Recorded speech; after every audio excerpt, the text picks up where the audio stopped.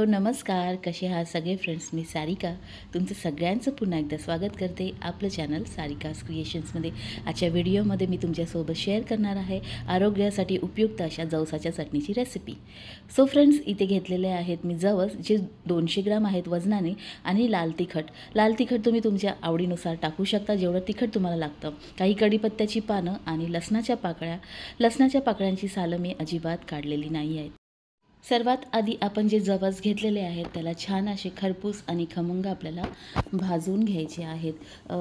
जवसाला friends superfood असंही म्हटलं जातं. याला आपण अळशीसुद्धा म्हणतो आणि इंग्लिशमध्ये याला फ्लॅक्सीड असं म्हटलं जातं. जवस हे अत्यंत गुणकारी आहे आणि या लहान बियांमध्ये मोठे फायदे दडलेले आहेत. अळशीच्या या बियांमध्ये copper, manganese, protein, omega 3 fatty acid आणि पोषक तत्वांचा. सो फ्रेंड्स, आपले हे जवस जे आहेत ते भाजून झालेले आहेत. जवसांचं बी आपल्या आहारात समाविष्ट केल्यास अनेक आरोग्यविषयक समस्या टाळता येऊ शकतात आणि शरीराला आवश्यक पोषक तत्त्वसुद्धा मिळतात. सो फ्रेंड्स, हे जे कढीपत्त्याची पानं आहेत आणि लसणाच्या ज्या पाकळ्या आहेत त्यासुद्धा मी भाजून घेणार आहे आणि भाजून मग हे याच्यात ॲड करणार आहे. हे बघा, त्याच्यामुळे काय होतं ना, चटणी जास्त दिवस टिकण्यास मदत होते. पोषक तत्व भरपूर असल्यामुळे आपल्या आरोग्यासाठी हे अत्यंत फायदेशीर आहे. आता ॲड करूयात लाल तिखट. तुमच्या आवडीनुसार तुम्ही जेवढं तिखट तुम्हाला हवं आहे तेवढं ॲड करू शकता. मी ते 2 मोठे चमचे लाल तिखट ॲड केलेलं आहे. आता चवीनुसार मीठ ॲड करणार आहे.